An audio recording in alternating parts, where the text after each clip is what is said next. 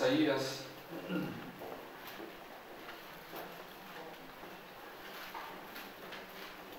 Isaías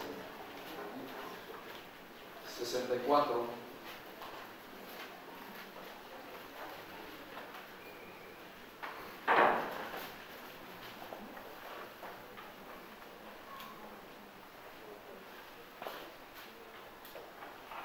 Y el versículo número 8. Isaías 64, 8. ¿Lo tenemos?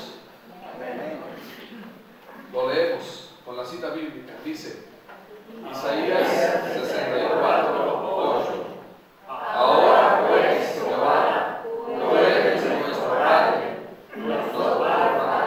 y tú el que nos formaste.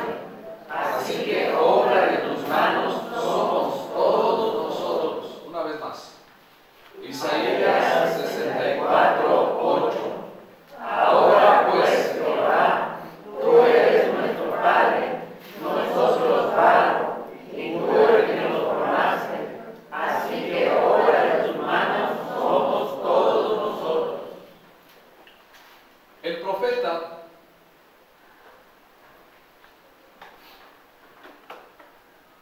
dice esta oración de la siguiente manera: ahora pues, Jehová, tú eres nuestro Padre. ¿Nosotros qué somos? Nosotros barro. Y tú, el que nos formaste. Entonces, si nosotros somos barro, y Él es el que nos formó, ¿qué oficio entonces tiene Dios en esta porción? Alfarero. Ahora pues, Jehová, tú eres nuestro Padre, nosotros barro, y tú el que nos formaste. Así que, obra de tus manos somos todos nosotros. Si bien es verdad, hermanos, que estamos tratando asuntos que tienen que ver con la familia, tenemos que entender que nosotros hemos nacido en una familia y que fuimos creación directa de Dios. Y que el Señor, que Dios, hermanos, nos dio forma y nos ha creado. El vaso de barro no puede altercar con el alfarero y decirle: ¿por qué me has hecho así? Dios, en su infinita sabiduría, nos hizo de tal manera que nos introdujo en una familia donde usted y yo tenemos que aportar tanto habilidades y, por qué no, también debilidades en una familia. Pero tenemos que entender, hermanos, que la familia prácticamente debe de ser el núcleo principal de nuestra iglesia. Porque si nosotros como iglesia tenemos, y nosotros como iglesia somos familias fortalecidas, como consecuencia es lógico que tendremos iglesias fortalecidas. Nosotros tenemos un parentesco. Si nosotros somos hijos de Dios, como consecuencia tenemos un parecido con nuestro Padre. Y Él está diciendo en esta pequeña porción: ahora pues, Jehová, tú eres nuestro Padre, nosotros barro, y tú el que nos formaste. Así que obra de tus manos somos todos nosotros. Todos nosotros, hermanos, somos obra de sus manos. Según Romanos capítulo 9, versículo 20 y versículo 21 dice: dirá el vaso de barro al que lo formó: ¿por qué me has hecho así? ¿O no tiene potestad el alfarero sobre el barro? Tenemos que entender, hermanos, que Dios hizo en nosotros un diseño tan especial. Conforme la ciencia, hermanos, va avanzando en el descubrimiento del organismo, Conforme va avanzando, se va dando cuenta que el organismo prácticamente es completamente asombroso. Alguien pudiera decir de la siguiente manera: bueno, pero ¿para qué nos sirven las cejas de aquí? ¿Cree usted que estas cejas de aquí, las cejas, tienen un propósito? Tienen un propósito. De hecho, hermanos, las cejas de alguna manera impide que el sudor entre con toda libertad a nuestros ojos. Y luego tiene otro filtro, las cejas tienen otro filtro que se llaman pestañas.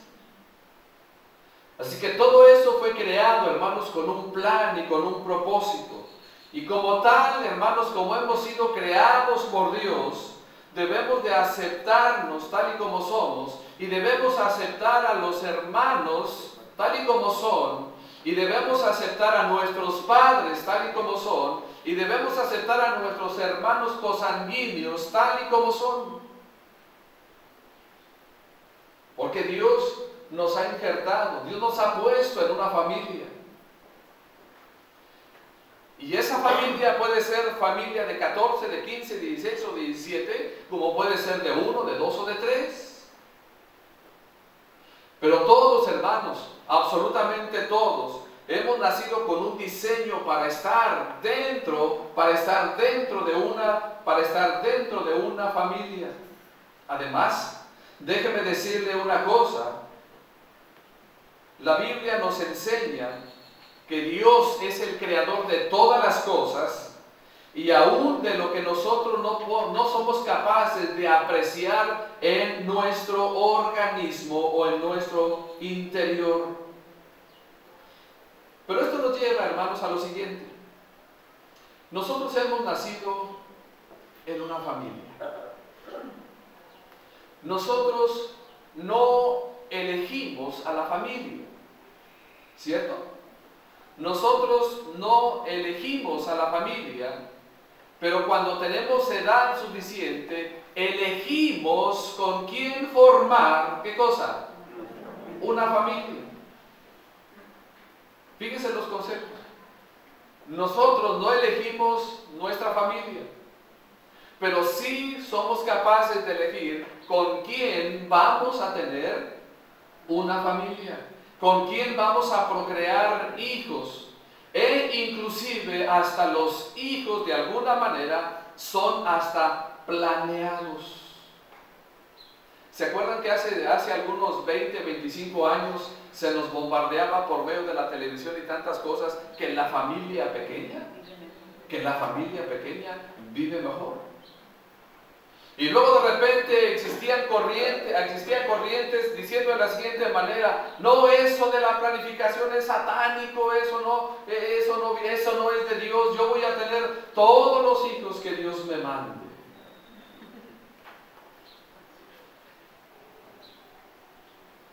Con el paso del tiempo tenemos que ir aprendiendo, hermanos.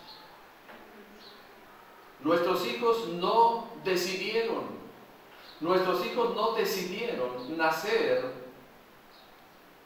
en nuestro hogar. ¿Está de acuerdo conmigo? Nuestros hijos no decidieron nacer en nuestro hogar. Nosotros decidimos cuántos hijos queríamos tener. Nosotros decidimos cuántos, pero lo que no podíamos definir era si era hombre o si era mujer. Así que quiero compartir con ustedes, hermanos, en esta mañana, cuáles son los inalterables de Dios. ¿Cuáles son los inalterables de Dios? ¿Qué es inalterable? ¿Cuáles son los inalterables de Dios? Son aquellos rasgos físicos o familiares sobre los cuales yo no tengo ningún control. Yo no tengo ningún control sobre rasgos familiares. Esos son inalterables. Porque si yo hubiese tenido control sobre mis rasgos familiares, yo hubiera decidido ser güero, ojos azules, alto, Pero yo no decido esos rasgos familiares. Yo heredé los rasgos familiares ¿de quién? Yo heredé los rasgos familiares de mis padres, como usted heredó los rasgos familiares. Eso es un inalterable, no podemos quitarlos. Ahí los tenemos. Y se estarán con nosotros, ¿por cuánto tiempo, hermanos? Estarán con nosotros por toda la vida. Los hermanos entre hermanos debemos de parecernos.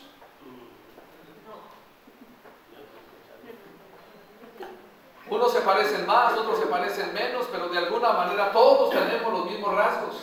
Todos tenemos los mismos rasgos. Así que los inalterables de Dios son aquellos rasgos físicos o familiares sobre los cuales yo no tengo ningún control. Dios me los escogió y debo de aceptarlos como la provisión sabia y amorosa de Él para mi máximo beneficio. Los inalterables de Dios, hermanos, son los puntos de partida para el entrenamiento de carácter que Él realiza en nosotros. Y son el medio para el desarrollo de su mensaje especial a través de nosotros. Quiero que veamos, hermanos, el primer inalterable dentro de un seno familiar. El primer inalterable, hermanos, primeramente son nuestros padres. Este es el primer inalterable. Nuestros padres. Esto significa entonces lo siguiente, hermanos, que Dios escogió al padre y a la madre que me trajeron al mundo. Esto significa, hermanos, que Él escogió todos los factores y circunstancias en la vida de mis padres en torno a mi concepción y a mi propio nacimiento. Desde la caída de Adán y Eva, Dios ha tenido que obrar a través de padres imperfectos para lograr sus propósitos, hermanos, en este mundo. Él también me ha diseñado o nos ha diseñado a nosotros de tal manera que las imperfecciones de mis padres se transmitieran. Y lo peor que nosotros pudiéramos hacer es repetir los mismos errores o repetir los mismos patrones de nuestros padres. Es inevitable que tengamos los mismos rasgos físicos. Es inevitable. Pero sí se puede evitar, hermano. Ya ahora que conocemos de la palabra del Señor, sí tratamos y debemos de tratar por todos los medios en el nombre del Señor, de tratar de evitar los mismos errores que cometieron nuestros padres. Porque si no, lamentablemente ese mismo círculo vicioso seguirá de la misma manera y de la misma manera. Entonces yo me pregunto, entonces, ¿dónde está Jesucristo en nuestras vidas?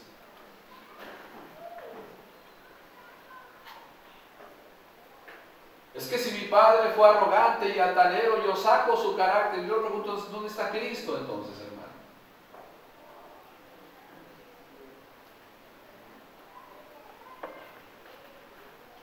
Es que así es mi papá, así fue mi mamá, y así voy a ser yo, y así voy a ser toda la vida. ¿Dónde está entonces Jesucristo, hermano? Con el rasgo físico no hay mucho que hacer, pero con lo espiritual sí hay mucho que hacer. Como compensación por esto, hermanos, Dios me da gracia especial para lidiar con nuestras imperfecciones, que entre comillas son imperfecciones para nosotros.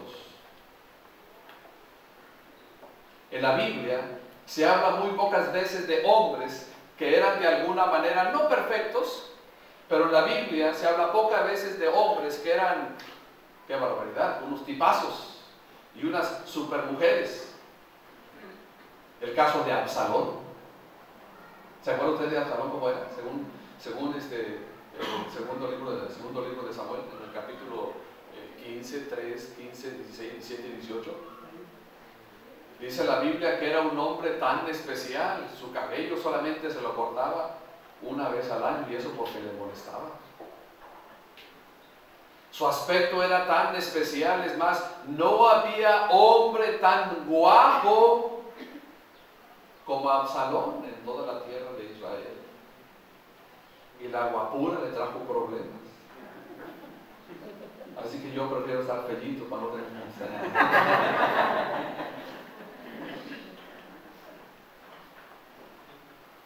El otro que se menciona es David. Bueno, Absalón heredó de David. Los rasgos, hermanos, los rasgos se van heredando. Y es necesario que entremos en la gracia especial de Dios, hermanos, para lidiar con nuestras aparentemente imperfecciones. La gracia de Dios, hermanos, es una capacitación dinámica que me da el deseo y el poder para hacer su voluntad. Es el obrar de Dios en mí, lo que dice Filipenses 2:13. Así que el querer como el hacer es el que produce el querer como el hacer por su buena voluntad. Entre más gracia tengo, más produce facilidad y éxito. Porque Romanos capítulo 5 y versículo 20 dice de la siguiente manera, que cuando el pecado abundó, sobreabundó la gracia. Y no se trata de ser más llenos de gracia y como consecuencia debemos de cometer más pecado para ser más llenos de gracia. Definitivamente no. Simple y sencillamente se trata del cotidiano, Y Dios, hermanos, quiere que cada uno de nosotros seamos bendecidos con su gracia. Es que nosotros no podemos cambiar a los padres. Yo no sé si usted se dio cuenta, pero hace tiempo hubo de alguna manera una película que se llamaba Kramer contra Kramer. ¿Y qué es eso? Es un matrimonio en ruina. Dustin Hoffman y Meryl Streep. A lo que voy prácticamente, hermanos, es a lo siguiente. En el tiempo actual ha habido inclusive hasta hijos que quieren divorciarse de la patria protestante. Quieren literalmente divorciarse. O sea, esto se veía normalmente en el asunto de ¿qué?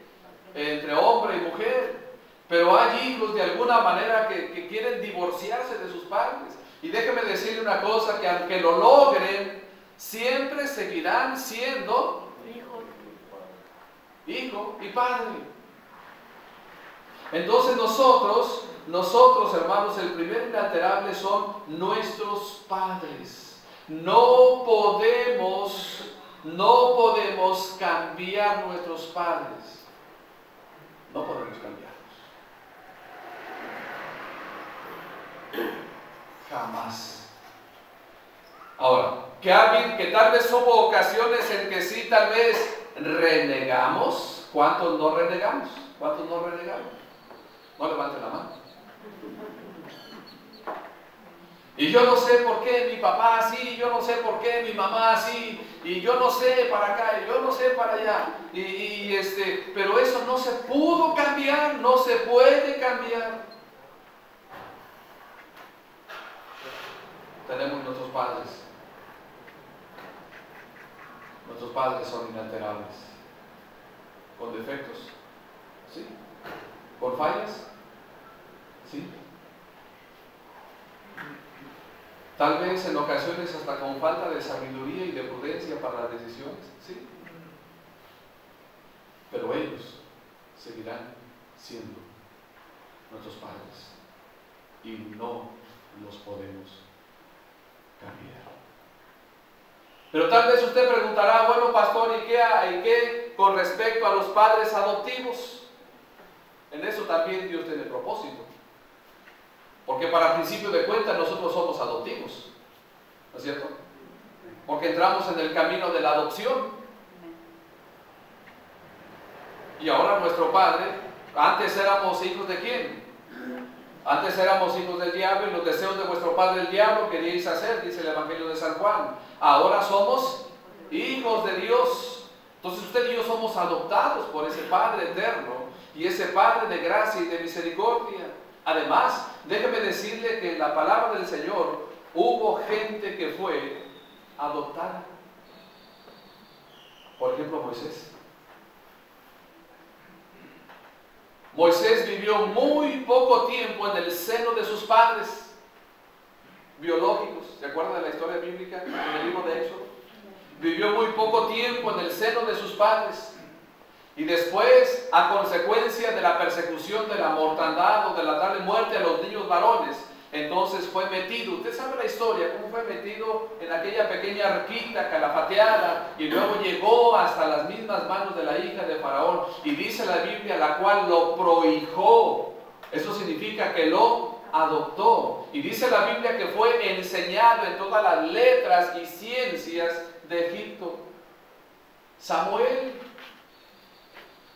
Samuel, hermanos, que prácticamente vivió en casa de papá y mamá, ¿cuántos años? Hasta que fue destetado. Y después de allí, ¿dónde vivía, hermano?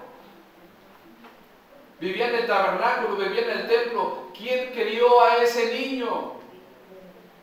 Elí. Así que Elí fue el padre adoptivo de Samuel. A lo que voy es a lo siguiente, hermano. Por donde quiera que le veamos, es inalterable. Si es por el lado de tener literalmente a papá y a mamá, es inalterable. Y si es por el lado del asunto de la adopción, también es inalterable. Así que nosotros no podemos cambiar lo que Dios ha establecido para nosotros.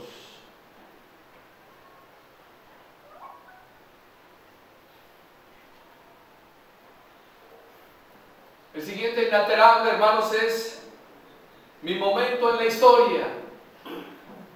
Mi momento en la historia. ¿En qué época, miren, hermanos, nos tocó vivir? ¿Le parece buena la época?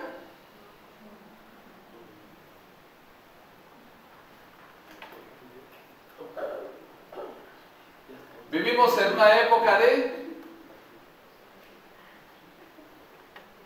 aparentemente, fíjense, vivimos en una época aparentemente de alta tecnología, y es verdad, vivimos en una época de alta tecnología, alta ciencia, pero muy poco espiritual, y para la sociedad, muy pocos valores. Alguien dijo que los tiempos anteriores eran mejor que en el tiempo actual. Tal vez, no sé. Tal vez porque no nos tocó vivir en aquel tiempo, pero nos ha tocado vivir este tiempo y esto es inalterable. No podemos meternos en una máquina del tiempo y decir quiero trasladarme desde el momento en que nací. No podemos. Puesto que Dios tiene un propósito especial para nuestra vida, hermanos. Él nos trajo al mundo en el momento preciso de la historia para lograr ese propósito. El desear haber nacido en otro momento es perder prácticamente el propósito de Dios para nuestra existencia. Es como si viviéramos aquí añorando el tiempo pasado. Como consecuencia, yo debo de aprender de generaciones pasadas y conservar, hermanos, prácticamente en estos últimos tiempos un patrimonio cristiano piadoso para el futuro.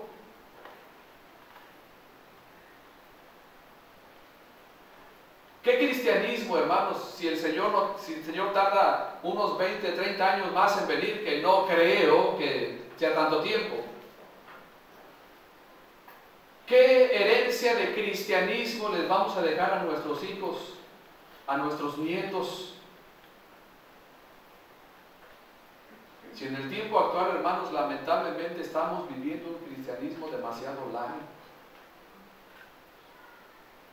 Como los cristianos de épocas pasadas, inclusive hasta daban su vida por el testimonio de Jesucristo. Como cristianos, hermanos de antaño prácticamente, decían públicamente ser hijos de Dios y sufrían por la causa de Jesucristo.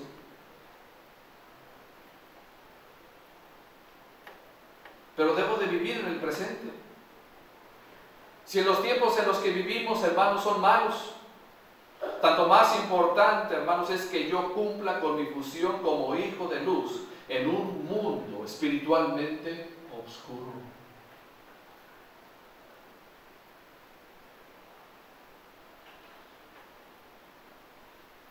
La Biblia nos dice que Esther vivió, hermanos, en una época de un gobierno mundial. Y aún en ese tiempo ella mantuvo su integridad, sabiendo lo que era y sabiendo quién era. Y conservando así, hermanos, a su propio pueblo, su propia raza. Alguien ha dicho de la siguiente manera, y tiene razón en el concepto como lo maneja. ¿Por qué tenía que haberse quedado Esther? Si ya prácticamente ya había habido una desbandada para el territorio de Israel, ¿y por qué se tuvo que quedar? No solamente se quedó Esther, se quedó su familia. Y no solamente se quedó su familia, sino que se quedaron mucho más judíos todavía. Y en el intento de estar allí, hermanos, corrieron el riesgo de ser aniquilados completamente. Pero allí estaba esta mujer, viviendo su momento, viviendo el momento de su historia. Y esto es inalterable, hermanos, mi momento en la historia. ¿Se ha dado cuenta? Por ejemplo, a mí me gusta mucho oír el radio. Y en el radio hay un programa que se llama Los Asuntos de Negocios y todo lo demás. Y luego de repente salen cifras que yo me quedo sorprendido. ¿Cuántas máquinas, hermanos? ¿Cuántas máquinas han sustituido la labor de la mano de obra? ¿Se ha dado cuenta que las grandes empresas, las grandes fábricas, ya prácticamente ya todas están automatizadas? Están mecanizadas, que por medio de computadoras se maneja absolutamente todo, y la mano de obra está quedando relegada. ¿Cuántos de ustedes se acuerdan cuando iban y checaban con la tarjeta?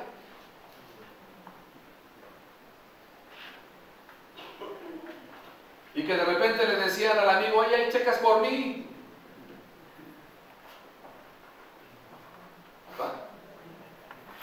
Y llegaba temprano el amigo y haga de cuenta que checaba desde arriba hasta abajo. ¿Y ahora? Ahora con el dedito, ni modo de que se arranque el dedito, llévate mi dedito, ahí te lo cargo, luego me lo regresas. Vivimos un momento, hermanos, vivimos un momento en la historia de la era de la tecnología. Vivimos un momento, hermanos, inclusive hasta de caos político y de inestabilidad política. Vivimos tiempos profetizados por el Señor Jesucristo en San Mateo capítulo 24. Y oiréis de guerras y de rumores de guerras, porque se levantará nación contra nación y reino contra reino. Y Jesucristo dice de la siguiente manera, pero aún no es el fin, sino que solamente será principio de dolores. Y me temo que nosotros como cristianos no hemos hecho la tarea en orar, no para que las cosas se compongan, porque déjenme decirles que no se van a componer, pero tal pareciera que nosotros como cristianos no hemos hecho la tarea donde hemos sido exhortados por la palabra para orar por nuestras autoridades superiores, porque las que hay por Dios han sido establecidas.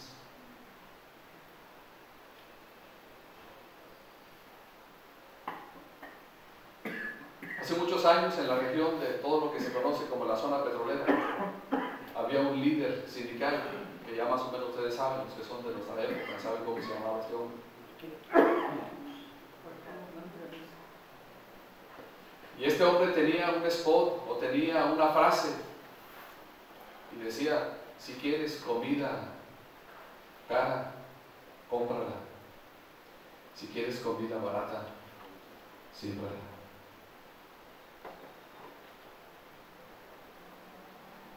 A lo que voy, hermano, es a lo siguiente. Eso que acabo de decir no es Biblia, por supuesto.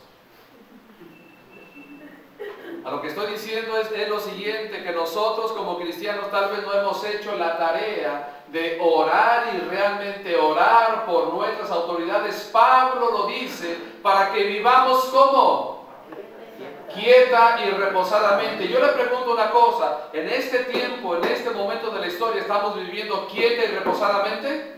No, ¿por qué? Échenle la culpa a todos los demás, pero mi pregunta es esta: ¿cuántas veces nosotros nos hemos echado la culpa?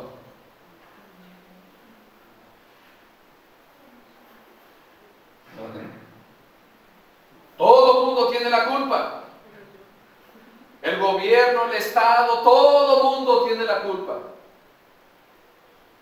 Pero yo como creyente, como hijo de Dios, ¿qué he hecho por ello?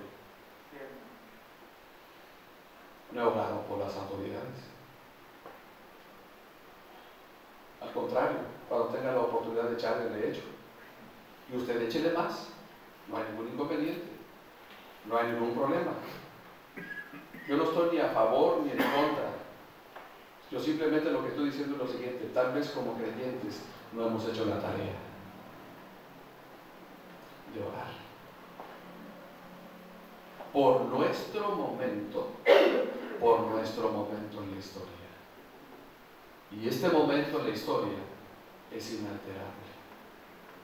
No lo podemos cambiar.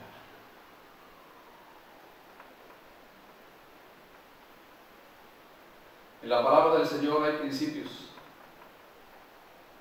Y uno de los principios es que cuando la autoridad no cumple con su responsabilidad, yo debo entonces apelar a la autoridad divina, al juicio divino. Y aún así, buscar esto en oración. Número 3. Mi origen racial. Mi origen racial. Todos procedemos de los mismos padres. Amén. Adán y Eva.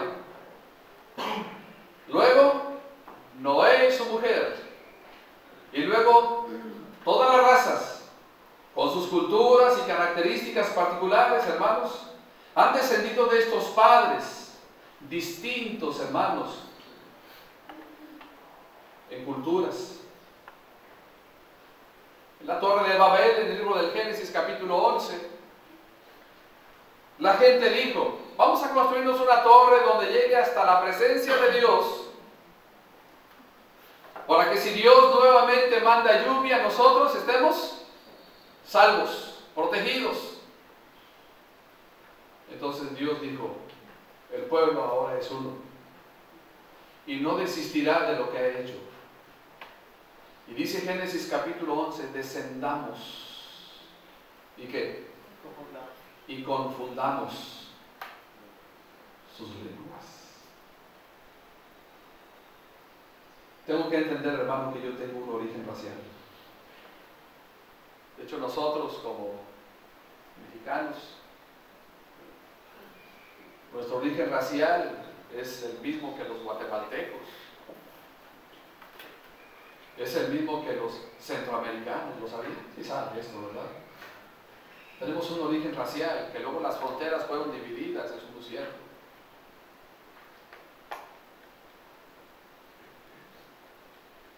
Tengo que entender que no puedo alterar mi origen racial. Morenito, otros blanquitos, otros mucho más blanquitos que blanquitos. ¿Cómo se llama? Amarillitos. Nuestro origen racial, hermanos, no lo podemos cambiar como el famoso cantante que ya murió, que se hizo blanco.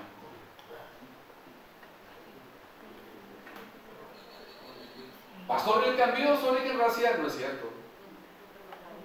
Siempre se seguirá teniendo lo mismo.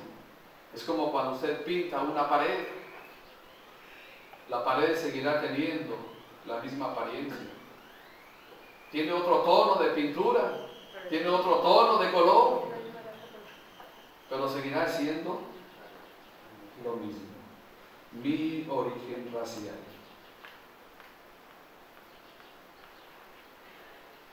Quiero terminar con esto.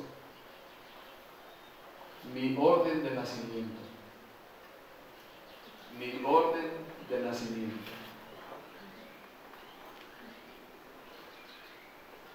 En su familia, levante la mano los que son el primogénito.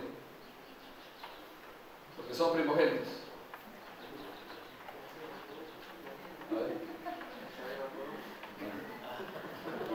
A ti te toca toda la herencia, hermano. Todo, absolutamente todo lo que hay y todo lo que va a hablar más adelante. Así que cuídala bien, hermano.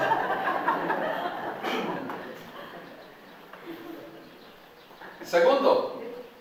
¿Quién es el segundo en el orden de nacimiento? Levante la mano. Segundo en el orden de nacimiento. Okay. Tercero en el orden de nacimiento. Tercero en el orden de nacimiento. Yo soy segundo, ya me acordé. Cuarto en el orden de nacimiento. Cuarto. Okay. Quinto en el orden de nacimiento. Sexto en el orden de nacimiento. Séptimo en el orden de nacimiento. Okay. Octavo en el orden de nacimiento. Octavo en el orden de nacimiento. Noveno en el orden de nacimiento. Décimo primero, décimo segundo. ¿Qué número, hermano? Décimo segundo, el 12. El último, el más chico. La bonita. Digo, Pablo, y el último, como abortivo, ¿verdad? Ok. Hermanos, yo les pregunto una cosa. ¿Ustedes escogieron el orden de nacimiento de su familia? ¿Lo escogieron? No. Pero si hubieran tenido la oportunidad de escoger el orden de nacimiento, ¿cuál hubieran querido? ¿Cuál hubieran querido? ¿Qué orden de nacimiento hubiesen querido? El hermano Lalo, ¿usted qué orden de nacimiento hubiese querido? El primero. El primero. ¿Quién más hubiese querido ser el primogénito? ¿Por qué? Por la herencia. Bueno, eso no siempre es así, ¿verdad? Pero nuestro orden de nacimiento, hermanos, no lo podemos alterar. Cada hijo tiene características, tiene tendencias y necesidades especiales relacionadas directamente con su orden de nacimiento. Por ejemplo, el que estrenaba era el primero. Si en el caso del segundo era un varón, el primero era varón y el segundo era varón, en ese caso, por ejemplo, el que estrenaba era el primero y el que se ponía los gallitos era el segundo. Y si alcanzaba todavía para el tercero y el cuarto, ya el quinto ya alcanzaba pura garrita, ¿verdad? O si era niña la primogénita y la segunda también era niña, sucedía tal vez exactamente lo mismo. Pero se han dado cuenta, hermanos, que cada uno de nosotros, en nuestro orden de nacimiento, tenemos necesidades diferentes. Tenemos necesidades diferentes. Por ejemplo, en tiempo atrás, el que era responsable de ayudar y cooperar en la casa era el mayor. Era el que tenía que irse a la parcela, al trabajo, al jornal y todo lo demás. Ver la forma y la manera de aportar dentro de una casa. Pero luego cuando venía el siguiente,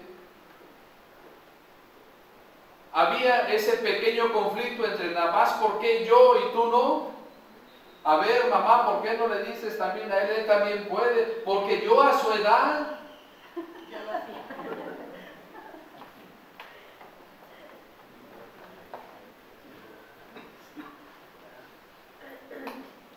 Quiero solamente dar algunas tendencias del primer nacido. Tendencias del primer nacido. El primer nacido tiende a tener una mayor capacidad para responder a la autoridad. O reacciona también contra la autoridad. Pero hay estas dos relaciones. El hermano mayor del hijo pródigo ilustra esta característica, hermanos. Vaya conmigo a Lucas 15:29. Lucas 15:29. Vamos a buscar esta porción. En Lucas 15:29.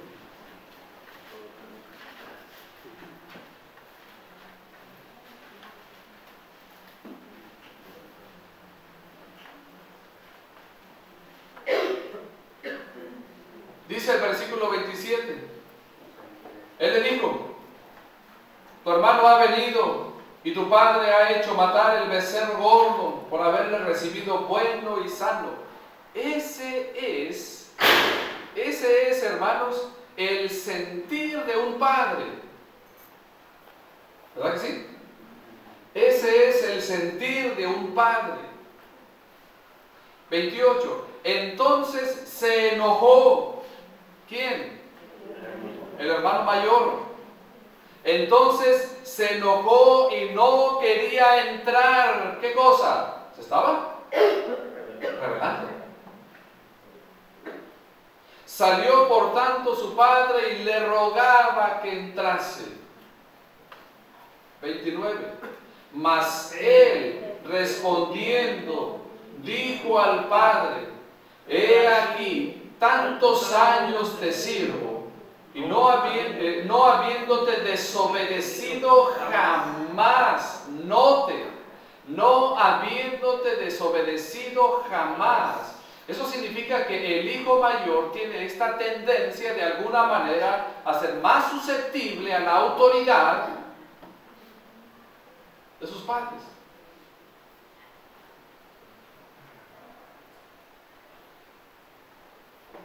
¿Será porque el papá le dice: eres el ejemplo de tus hermanos?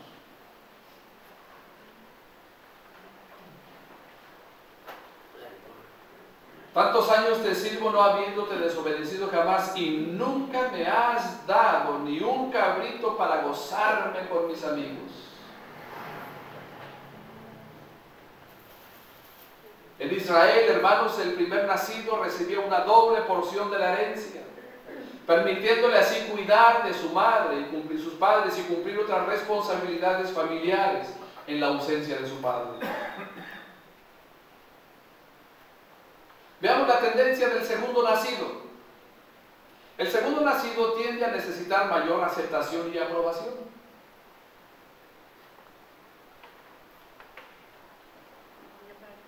Para conseguir esto, él o ella tiende a ser más competitivo.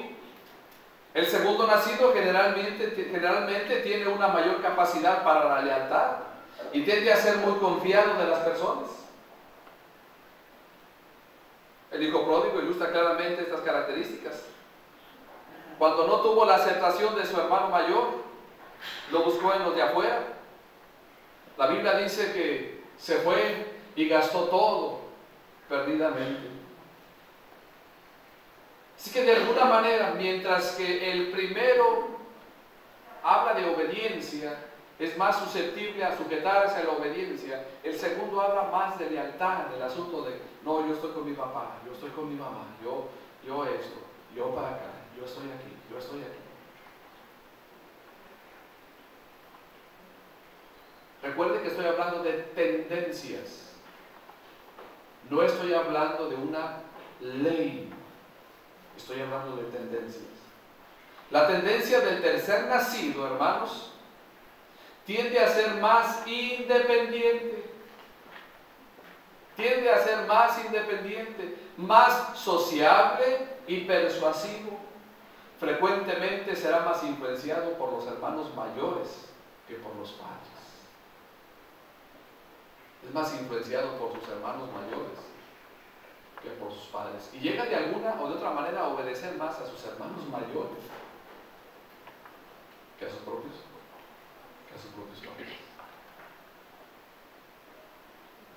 Sus hermanos mayores, particularmente el hermano mayor, es un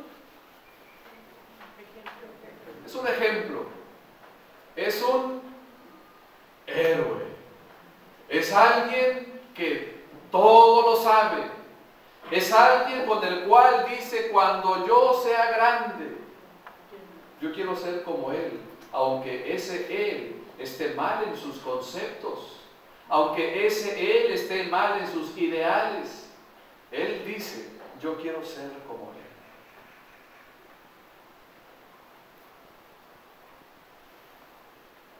Acuérdense que los hermanos mayores de David le dieron a él las tareas del pastoreo, que ellos prácticamente no deseaban. ¿Y qué fue lo que hicieron los hermanos de David? Andaban con Saúl, ¿en dónde? En la guerra. Y allá estaba Davidcito, cuidando las ovejas. Y la bendición, cuando llegó la bendición para el sucesor de Saúl, no fue ni con el hermano mayor, ni el segundo, ni el tercero, llegó hasta David, la bendición. Y acuérdense que en una ocasión David va para ver, dice la Biblia, que Isaí manda a David a que vaya y le lleve comida a sus hermanos.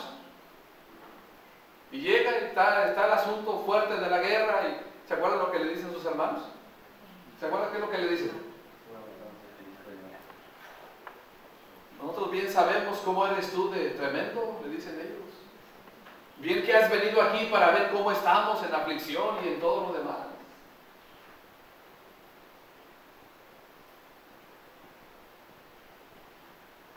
Mediante la aceptación de mi orden de nacimiento, hermanos, puedo poner mis tendencias bajo el control del Espíritu Santo, evitando, hermanos, así la rivalidad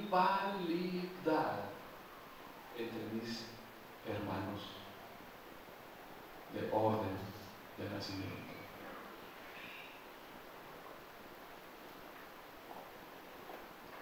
Yo no sé si aquí nosotros, tal vez como padres, hemos tenido la culpa de que hemos creado o que hemos creado una rivalidad entre nuestros hijos. Y tal vez les hemos dicho: yo no sé cómo tú no eres igual que tu hermano o que tu hermana. Y tal vez nosotros hemos creado esa rivalidad. Si Dios, hermanos, nos puso en un orden de nacimiento, es porque Dios tiene un propósito en nuestro orden de nacimiento. Yo no creo que Dios haga las cosas a la y se va. Yo no creo que Dios haga las cosas a la ligera. Dios tiene plan. Dios tiene propósito.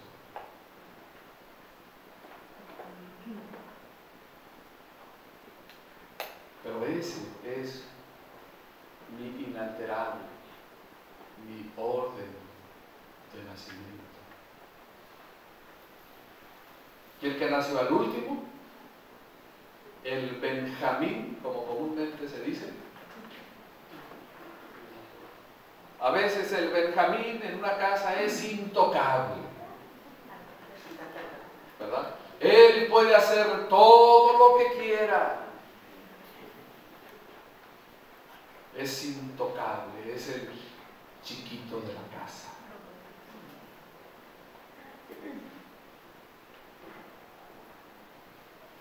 Pero ese es nuestro orden de nacimiento. ¿Lo podemos alterar? No lo podemos alterar. Nuestro orden de nacimiento, hermanos, debe de implicar bendición, debe de implicar aceptación.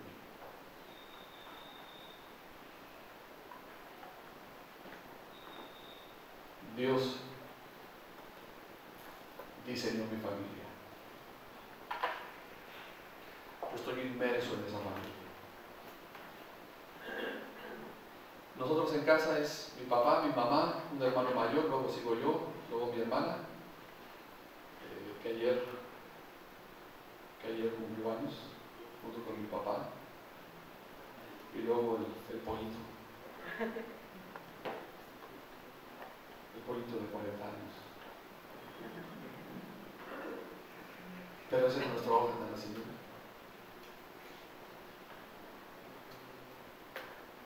No debo de desear lo que no tengo. Debo de disfrutar lo que tengo. Debo de disfrutar mi orden de nacimiento. El otro inalterable que vamos a ver, no ahorita, sino después, mis hermanos. Mis hermanos. No los puedo cambiar, aunque quisiera cambiarlos. Aunque usted quiera cambiarlos, no los puede cambiar. No se puede. No se puede. Ellos serán nuestros hermanos. No los podemos cambiar. Eso será después. Dios les bendiga. Vamos a levantar. Isaías 64:8.